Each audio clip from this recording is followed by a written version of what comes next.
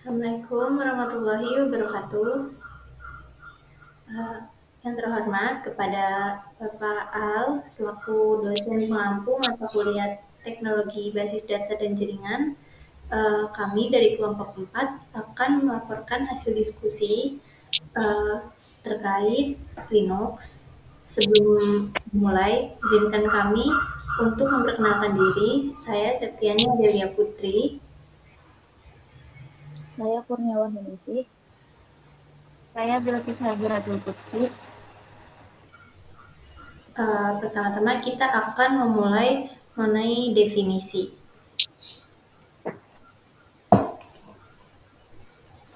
Menurut Nia, definisi Linux itu apa? Kalau menurut aku, Linux itu merupakan salah satu jenis sistem operasi yang open source dan menggunakan GNU Public License. Jadi, maksudnya itu kode sumber Linux ini kan dipublikasi secara umum.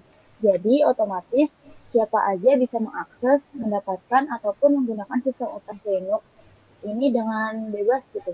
Dan uh, kita yang menggunakan Linux itu bisa bisa juga menggunakan memodifikasi serta mengembangkan Linux secara bebas dan gratis.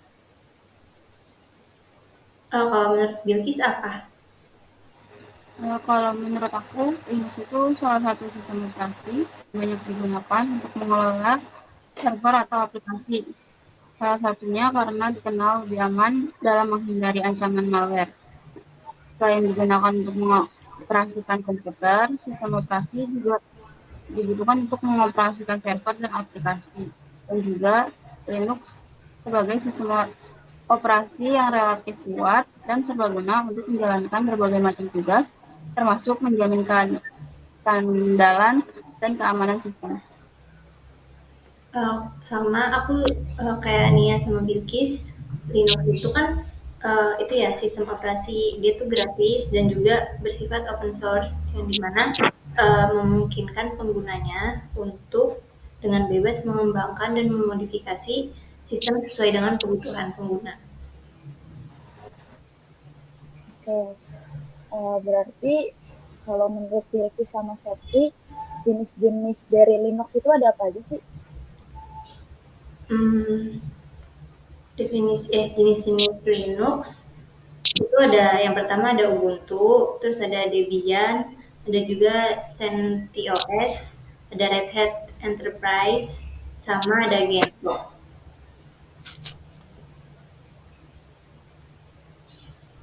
Aku jenis Linux itu ada Fedora, ada OpenSUSE, ada Linux Mint, ada Manjaro, dan ada Elementary OS.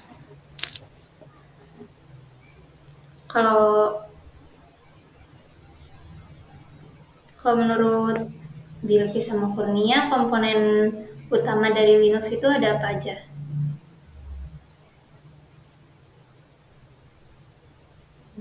Menurut aku, komponen utama Linux itu ada kernel Linux yang merupakan inti dari sistem operasi atas Linux yang bertanggung jawab untuk mengelola sumber daya, software, dan menggunakan protokol bagi komunikasi dan kemudian segmen teknologi yang menjadi aplikasi dan sistem basis.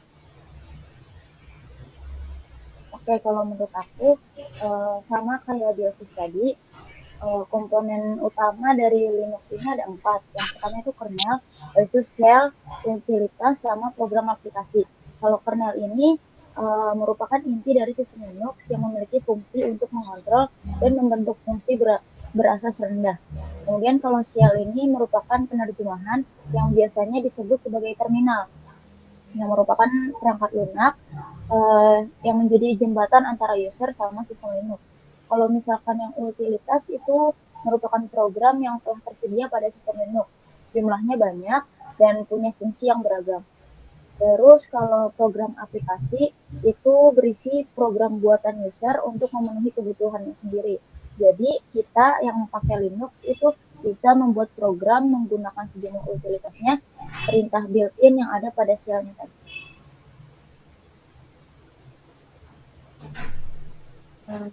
Kira-kira menurut kalian prinsip Linux itu bagaimana?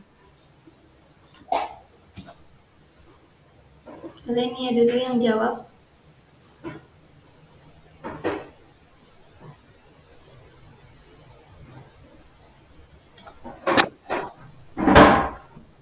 Oke. Eh, Kalau aku prinsip dari Linux itu ada tiga. Yang pertama itu kebebasan pengguna. Eh, jadi Linux itu menjunjung tinggi prinsip kebebasan pengguna. Penggunanya itu bebas untuk menjalankan, memodifikasi, dan mendistribusikan Linux sesuai keinginannya mereka. Kayak yang dari di awal aku bilang tadi. Kemudian yang kedua itu transparansi.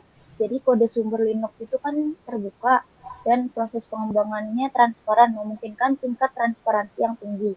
Kemudian pengguna juga dapat melihat dan memahami cara kerja sistem operasi, kemudian meningkatkan kepercayaan dan memungkinkan identifikasi dan perbaikan masalah dengan cepat. Kemudian yang ketiga itu ada keandalan dan keamanan. Jadi Linux itu dikenal sebagai sistem operasi yang andal dan aman. Jadi arsitekturnya itu kokoh dan komunitas keamanan yang aktif bekerja sama untuk memastikan bahwa Linux itu tetap terlindungi dari ancaman keamanan. Kalau menurut aku, prinsip Linux itu kan ada fleksibilitas. Jadi Linux itu bisa disesuaikan dan diadaptasi untuk berbagai perangkat keras dan aplikasi. Terus juga dia ada efisiensinya. Eh, Terus juga dia bersifat open source, yang dimana Linux berarti bersifat terbuka dan bebas. Jadi bisa diakses, dimodif, sama didistribusikan oleh siapa saja.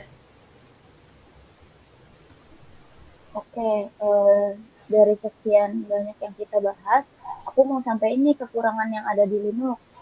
Jadi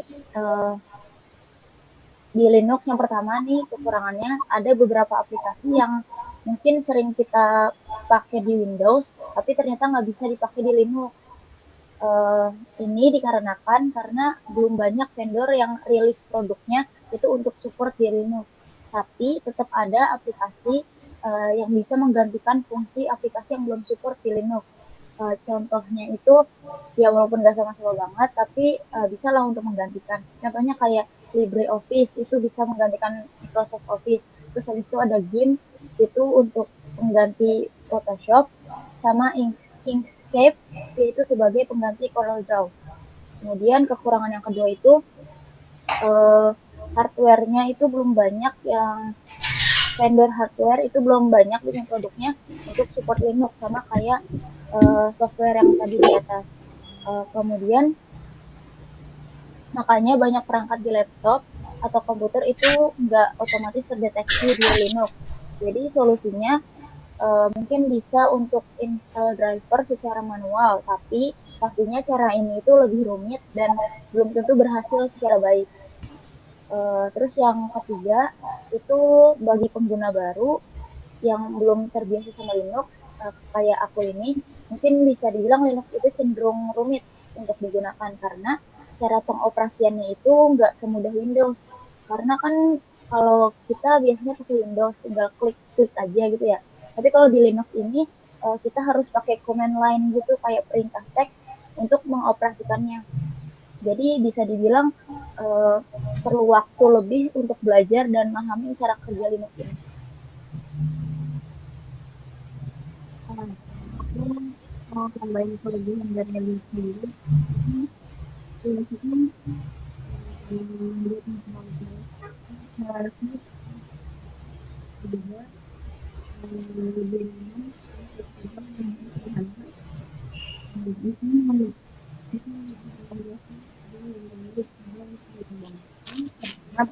tergantung menjadi sistem apapun yang kita buat dan juga yang terakhir membuat media rolling free ini membuat kita dapat melakukan satu kali simulasi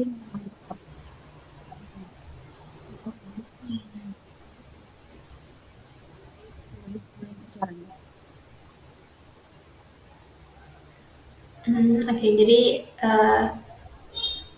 dari diskusi kita tadi kita udah bisa menyimpulkan kalau Linux itu bisa dibilang sistem operasi yang bersifat open source dan bisa diakses sama siapa aja. Terus juga dia punya jenis-jenis kayak ada Ubuntu, Debian, terus ada Gentoo dan lain-lain. Terus ada prinsipnya itu ada juga fleksibilitas sama efisiensi. Terus ada juga bersifat terbuka, ya kan. Terus untuk kekurangannya tadi yang seperti yang Nia bilang, dia itu rumit untuk digunakan, ya kan. Hmm. Eh, Oke, kita akhiri diskusi kita kali ini. Assalamualaikum warahmatullahi wabarakatuh.